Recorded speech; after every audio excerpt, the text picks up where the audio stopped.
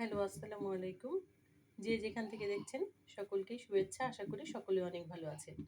আমি আলু এবং ছানার বল তৈরি করব। এর জন্য এখানে ঘি এবং লবণ দিয়ে আলু আমি সেদ্ধ করে মথে রেখেছি। মশলার জন্য আমি নিয়েছি কাঁচামরিচ কুচি, রসুন কুচি, পেঁয়াজ কুচি, শুকনো মরিচ এবং কিছু গোলমরিচের গুঁড়ো। এগুলি আমি এখন তেলে ভেজে ওঠাবো। সবগুলি উপকরণ আমি দিয়ে দিলাম। এগুলি ভেজে তারপর আমি উঠিয়ে নিচ্ছি। সামান্য লবণ দিয়ে দিলাম। পেঁয়াজ, কাঁচামরিচ, রসুন এগুলি হালকা বাদামি হয়ে আসলে আমি নামিয়ে ফেলব। তাহলে এগুলো আমি হালকা বাদামি করে ভেজে উঠাচ্ছি।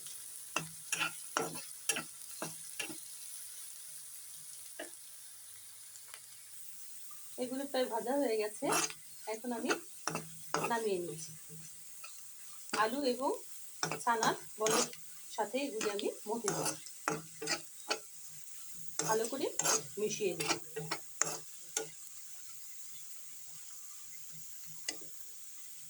ভাজা মশলাগুলো নামিয়ে নিয়েছি।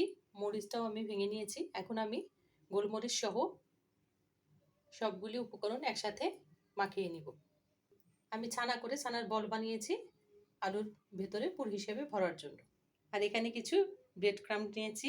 ব্রেড ক্রাম্স দিয়ে আমি উপরে কোট করব।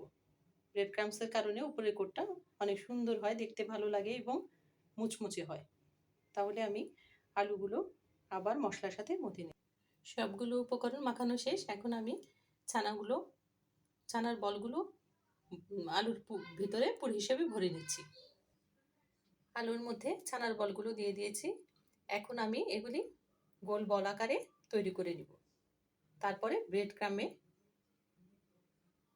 দিয়ে তারপর তেলে ভাজবো। আমি বড় 3টা আলু নিয়েছি। এতে বেশ অনেকগুলি 8টা 9টা বল হবে। আপনারা আপনাদের প্রয়োজন অনুযায়ী নিয়ে নেবেন।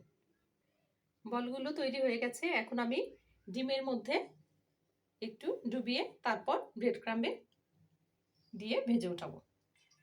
সবগুলো বল তৈরি করা শেষ। দেখুন কি সুন্দর দেখাচ্ছে।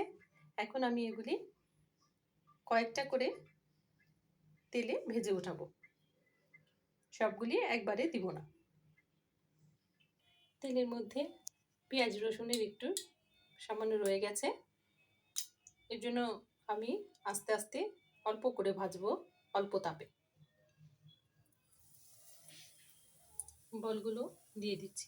আমি 2টা 3টা করে ভেজে উঠাবো।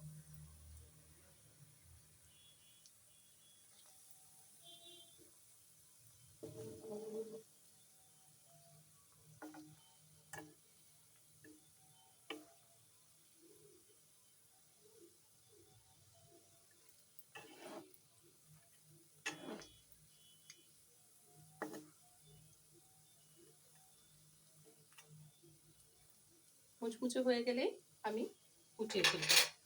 উপরে কোটটা একটু মুচমুচে লাগলে আমি উঠিয়ে ফেলবো। ঠিক আছে, এখন আমি উঠিয়ে নিচ্ছি। বাদ বাকিগুলো ভেজে উঠাচ্ছি। এগুলো সুন্দর ভাজা হয়ে গেছে। এখন আমি নামিয়ে দিচ্ছি। বেশি সময় লাগে না ভাজতে। সবগুলো বল ভাজা হয়ে গেছে। তৈরি হয়ে গেল দেখতে সুন্দর এবং সুস্বাদু ছানা এবং আলুর বল। আশা করি রেসিপিটি সবার অনেক ভালো লাগবে। ধন্যবাদ সবাইকে।